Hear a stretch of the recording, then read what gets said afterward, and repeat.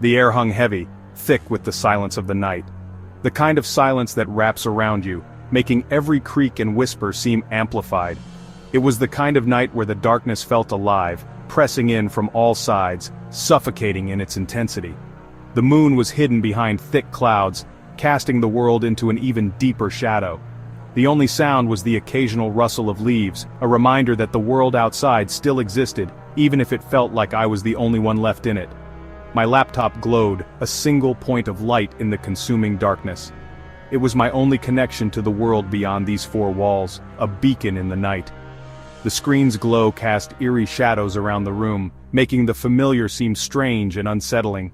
I could hear the faint hum of the laptop's fan, a constant reminder of its presence, a lifeline in the oppressive silence. I navigated the hidden corners of the dark web, a place where shadows whispered secrets best left unheard. It was a realm of anonymity, where the darkest desires and most forbidden knowledge could be found. Each click took me deeper into a labyrinth of obscurity, where the lines between reality and nightmare blurred. The dark web was a place of paradoxes, where the most mundane and the most horrifying coexisted side by side. It was there, nestled amongst illegal arms deals and stolen identities, that I found it.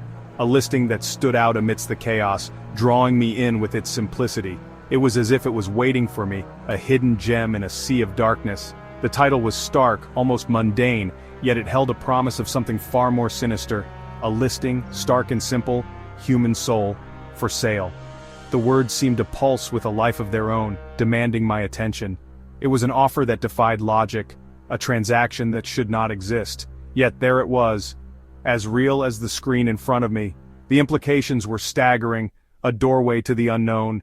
Curiosity, a cruel and insatiable beast, gnawed at me. It whispered in my ear, urging me to delve deeper, to uncover the truth behind the listing.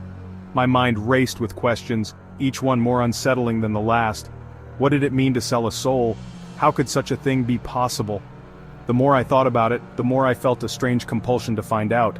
What kind of fool would sell their soul? The question echoed in my mind, a haunting refrain. It spoke of desperation, of a person pushed to the brink. What circumstances could lead someone to make such a choice? And what kind of person would be willing to buy it? The more I pondered, the more the lines between right and wrong began to blur, and who would be foolish enough to buy it? The thought was both absurd and terrifying. To purchase a soul was to invite unknown consequences, to tamper with forces beyond comprehension. Yet the very absurdity of it made it all the more compelling. It was a mystery that demanded to be solved, a puzzle that begged to be pieced together. I scrolled down, each line of the description sending a fresh shiver down my spine. The words were carefully chosen, designed to entice and horrify in equal measure.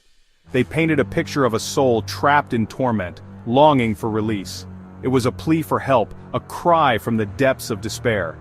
The more I read, the more I felt a strange connection to the words, as if they were speaking directly to me. Trapped, it read, longing for release. The phrase echoed in my mind, a haunting melody that refused to be silenced. It spoke of a suffering that was both alien and familiar, a pain that resonated deep within me. The idea of a soul in torment was both horrifying and strangely compelling. It was a call to action, a challenge that I could not ignore, a vessel for its power. The words were cryptic, hinting at a deeper meaning that eluded me. They suggested a potential that was both terrifying and exhilarating. What kind of power could a soul possess? And what would it mean to become its vessel? The questions swirled in my mind, each one more tantalizing than the last. It was a mystery that demanded to be unraveled, a secret that begged to be uncovered. The words resonated with a strange familiarity, like a half-forgotten dream. They stirred memories that I could not quite grasp, fragments of a past that seemed just out of reach. It was as if I had encountered this mystery before, in another time, another place. The sense of déjà vu was both unsettling and comforting, a reminder that I was not alone in this journey. I knew it was dangerous, a path leading to unknown horrors, yet I couldn't resist. The allure of the unknown was too strong, the promise of answers too tempting.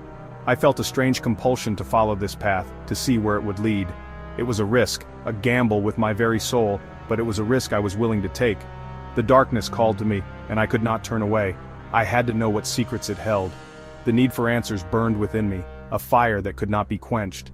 The listing was a doorway to a world of possibilities, a chance to uncover truths that had been hidden for too long.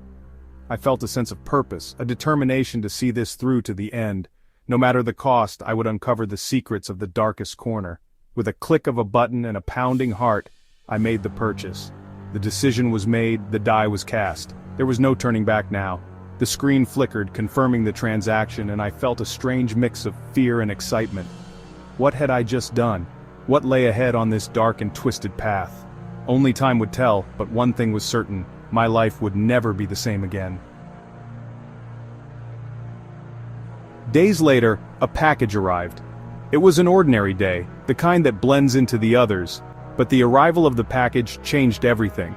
I remember the moment vividly, the way the sunlight hit the doorstep, casting long shadows over the mysterious box. It was as if the world had paused, holding its breath in anticipation. No return address, just my name scrawled on the front in uneven handwriting. The letters were jagged, almost frantic, as if written in a hurry or under duress. I felt a shiver run down my spine as I traced the letters with my finger. Who could have sent this? And why? Inside, nestled in black velvet, was a small obsidian box. The contrast between the dark stone and the soft fabric was striking. The box seemed to absorb the light around it, creating an aura of mystery and foreboding. I hesitated before touching it, feeling an inexplicable sense of dread. It hummed with an energy I could feel in my bones. The sensation was unlike anything I had ever experienced, a deep, resonant vibration that seemed to echo through my very being. It was both alluring and terrifying, a siren call that I couldn't resist. Lifting the lid, I felt a chill sweep through the room. The air grew colder and I could see my breath misting in front of me. It was as if the box had opened a gateway to another world, one filled with shadows and whispers. The box was empty, or so I thought. At first glance there was nothing inside, just an empty void. But as I peered closer, I noticed something strange. The darkness within the box seemed to shift and move, as if it were alive. It was then I noticed it, a faint whisper, a breath against my ear. The voice was soft, almost seductive, and it spoke in a language I couldn't understand, yet the meaning was clear. It was calling to me, beckoning me to come closer. It spoke of power, of knowledge, of things man was not meant to know. The words filled my mind, painting vivid images of ancient rituals and forbidden secrets. I felt a surge of excitement mixed with a deep primal fear. Fear, cold and sharp, pierced through the excitement. It was a warning, a reminder of the dangers that lay ahead. But the allure of the unknown was too strong and I found myself unable to turn away. I tried to ignore the voice, to rationalize it away. I told myself it was just my imagination, a trick of the mind. But deep down I knew the truth. The box had awakened something within me, something that could not be easily silenced.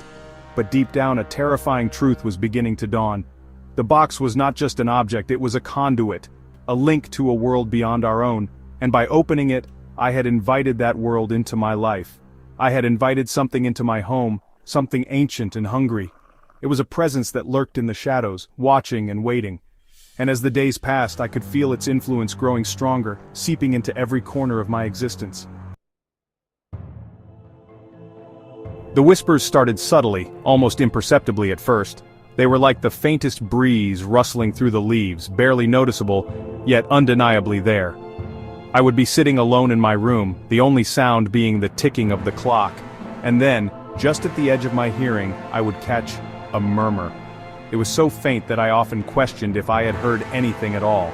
Murmurs at the edge of my hearing, just beyond recognition. They were like fragments of a conversation, words that I couldn't quite piece together. Sometimes it felt like they were calling my name, other times it was just a jumble of sounds. I would look around trying to find the source, but there was nothing, just an empty room and the persistent whispers. They grew stronger, clearer, weaving their way into my waking thoughts. It was as if they were trying to communicate with me, to tell me something important. I found myself becoming more and more distracted, unable to focus on my work or even enjoy my favorite music. The whispers were always there, lurking in the background, waiting for a moment of silence to make themselves known. I tried to ignore them, to lose myself in work, in music, in anything to drown out the insidious whispers. I would put on my headphones and turn up the volume, hoping that the music would drown out the sounds. But no matter how loud the music was, the whispers always found a way through. They were relentless, never giving me a moment's peace. The lights in my apartment began to flicker. At first I thought it was just a problem with the wiring, something that could be easily fixed. But as the days went by, the flickering became more frequent, more erratic. It was as if the very fabric of my reality was being tampered with. The shadows in the room seemed to grow longer, darker, more menacing. Shadows danced in the corners of my vision. They would move and shift, taking on shapes that were almost human but not quite. I would catch glimpses of them out of the corner of my eye, but when I turned to look directly, they would vanish. It was maddening, this constant feeling of being watched, of something lurking just out of sight. A cold spot settled permanently in the living room, an icy breath lingering even on the warmest days. No matter how high I turned up the heat, that one spot remained frigid. It was as if the cold was a living entity, a presence that had taken up residence in my home. I would sit there, wrapped in blankets, shivering, feeling the cold seep into my bones. The line between reality and nightmare blurred. My dreams became more vivid, more disturbing. I would wake up in a cold sweat, my heart racing, the whispers still echoing in my ears. It was as if my mind was no longer my own, as if something had taken hold of it and was twisting it, warping it into something unrecognizable. My world, once safe and familiar, was slowly being consumed by something sinister. The rooms that had once been my sanctuary now felt like a prison. Every shadow, every flicker of light, every whisper was a reminder that I was no longer alone. Something was there with me, something that I couldn't see but could feel, and it was getting closer. Section 4, Night Terrors. Sleep, once a sanctuary, became my tormentor. The whispers morphed into vivid nightmares. I would wake in a cold sweat, my sheets twisted around me, the feeling of unseen eyes on my back lingering long after I opened my eyes.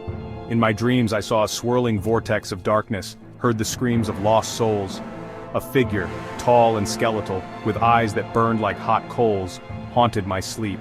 It spoke my name, its voice a guttural rasp, promising power and knowledge at a terrible price. Section 5. The Shadow Man. One night, the nightmares bled into reality. I woke to a bone-chilling cold, the feeling of dread pressing down on me like a physical weight. Sitting up in bed, heart hammering in my chest, I saw him. A towering figure, composed of shadows and smoke, stood at the foot of my bed. It was the figure from my nightmares, its eyes burning with an infernal light. Terror, raw and primal, froze me in place. I couldn't scream, couldn't breathe, could only watch in horror as it glided closer.